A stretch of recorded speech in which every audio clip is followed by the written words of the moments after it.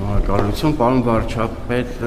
օրերս հաղորդագրություն տարածվեց, որ ստեղծվել է Կարս Գյումրի ենթակառուցվածքների վերականգնման առաջին աշխատանքային խումբը,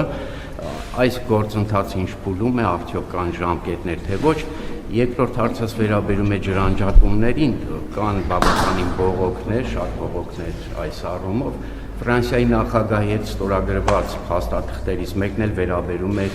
Վիոլյա ջրի հետ գործակցության վերանայմանը, ինչ է սա ենթադրում և ինչ խնդիրներ է լուծում։ Ես ասել եմ, որ առաջիկա 5 տարվա ընթացքում ջրային խնդիրները լինելու են կառավարության 5 առաջնահերթություններից մեկը, որ հանրապետությունում չնայած մեծ ներդրումներին, այնուամենայնիվ ջրային խնդիրները շարունակում են մնալ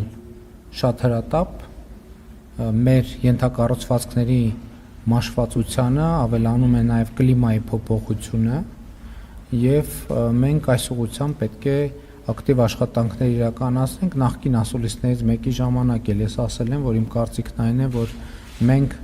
Վիոլյա ջուր ընկերության պոտենցիալը ամբողջ ծավալով չենք կարողացել օգտագործել և մենք պետք է այդ համագործակցությունը առավել արդյունքահենք դարձնենք և որպեսզի ջրային խնդիրները լուծենք,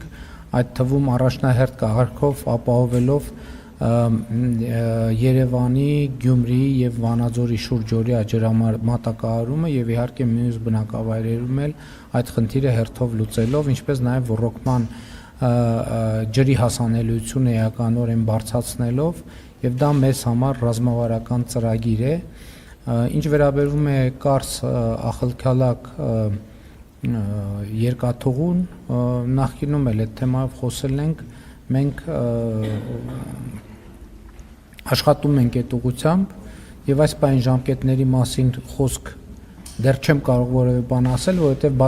բազմաթիվ տեխնիկական գնահատման աշխատանքներ կան։ Հիմա էլ մենք աշխատանքի ընթացքում տեխնիկական խնդիրներ ենք հայտնաբերում, որոնց մասին օրինակ մի ամիս առաջ չգիտենք, 2 ամիս առաջ չգիտենք և այդպես շարունակ, որովհետև չենք զբաղվել 40 և ավելի տարիներ, մոտ 40 տարի չենք զբաղվել պատշաճ այդ ենթակառուցվածքով, պետք է հիմա գնահատենք կարիքներ և անցնենք գործի։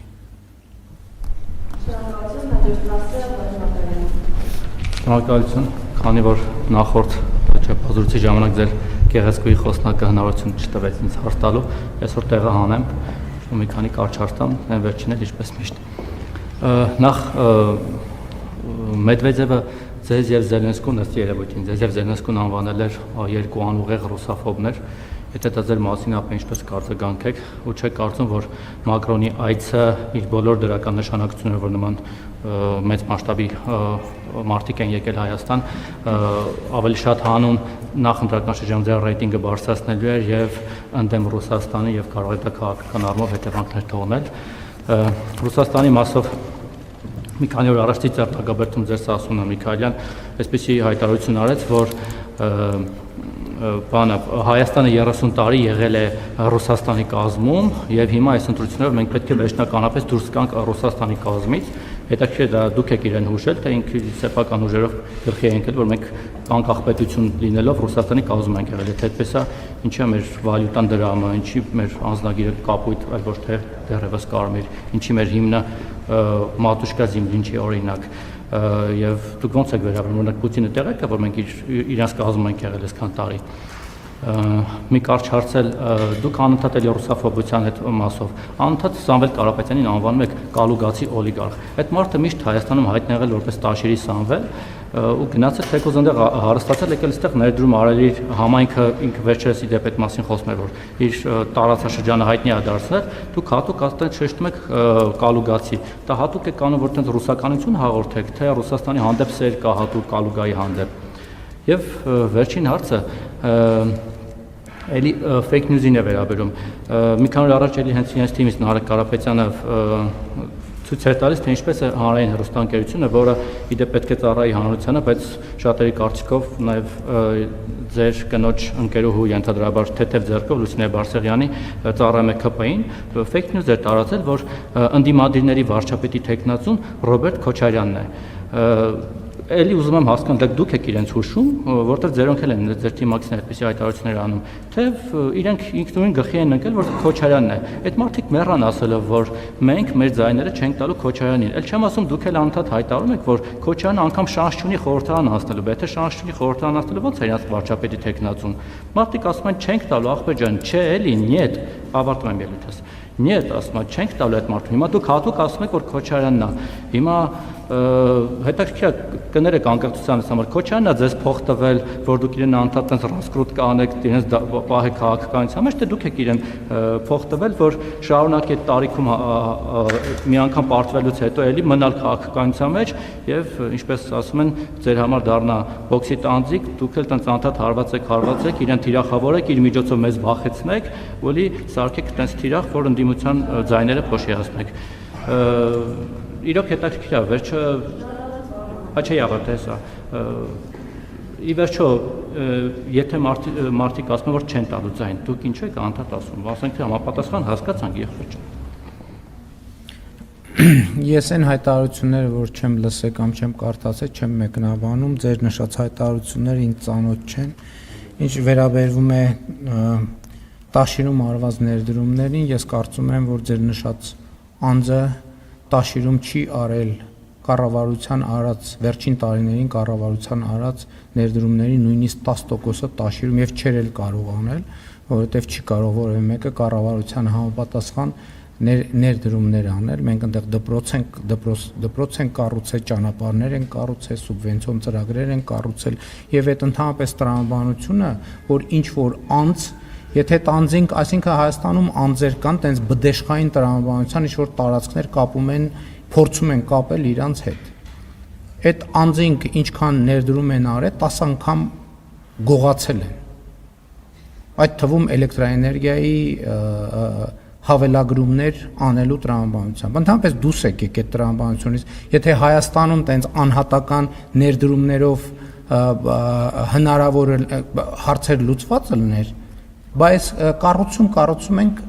արդեն չեմ էլ հիշում, քանի հազար կիլոմետր ճանապարհ են կառուցել, հələ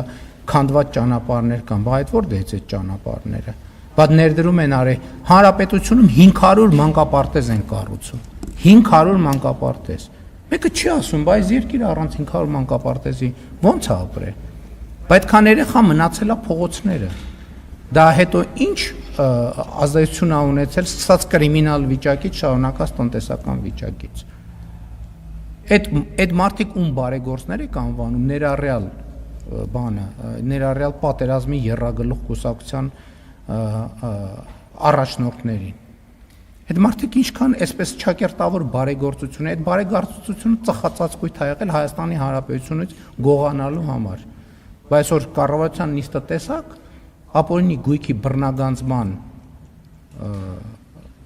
process-ով վճռաբեկ դատանի որոշմամբ արդեն պատերազմի եռագլուխ կուսակցության անդամներից մեկի ընտանիքի անդամի առանձնատունը այլևս պետական սեփականությունն է եւ առաջիկայում կդառնա կամ չգիտեմ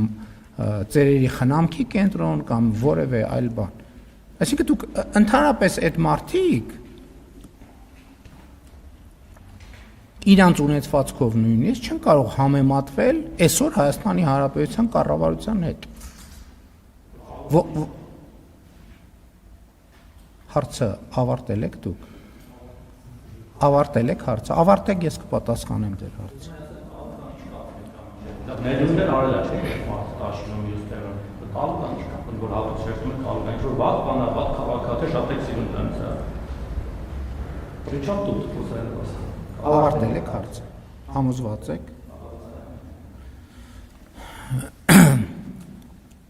Հետևաբար այդ տրամաբանությունը, այսինքն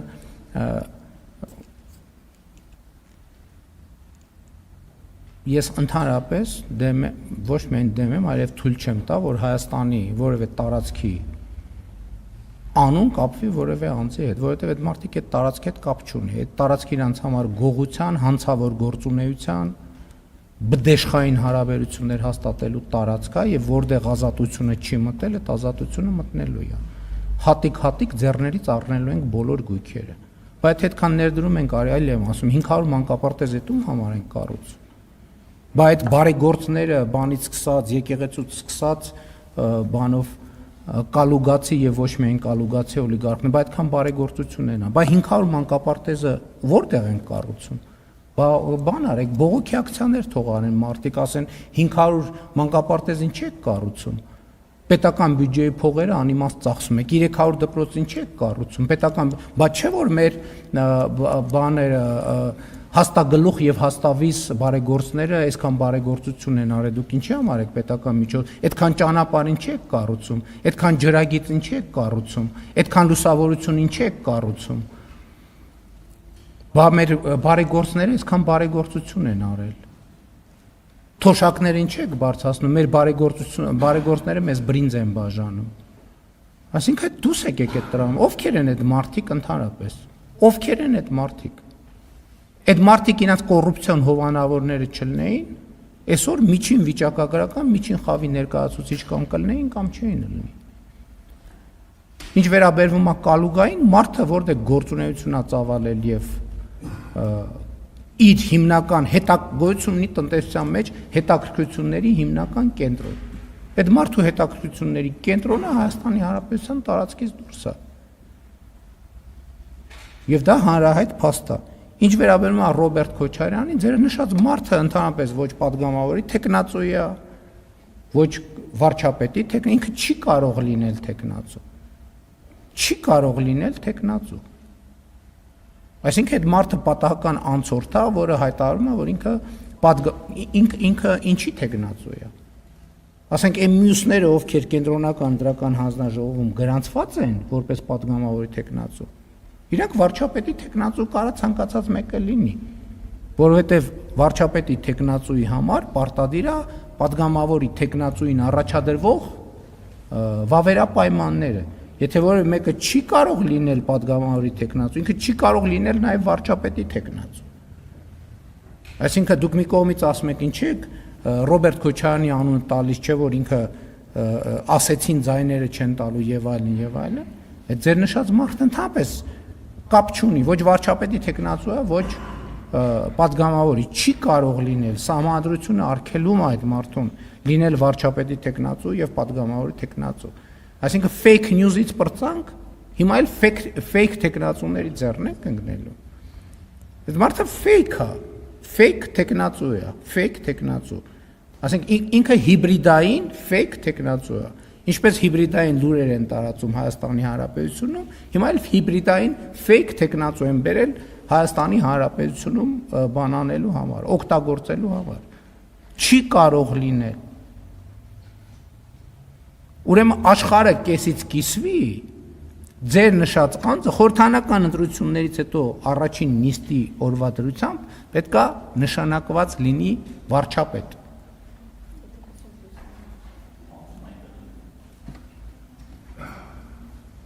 Դուք ասացիք ձեր հարցը ավարտել եք։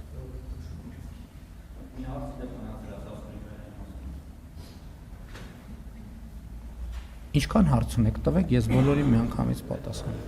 Ուղղակի նենց բաներ եք ասում։ Այս միկրոֆոնները վերցրեք, արձագանքեք ինչքան ուզում։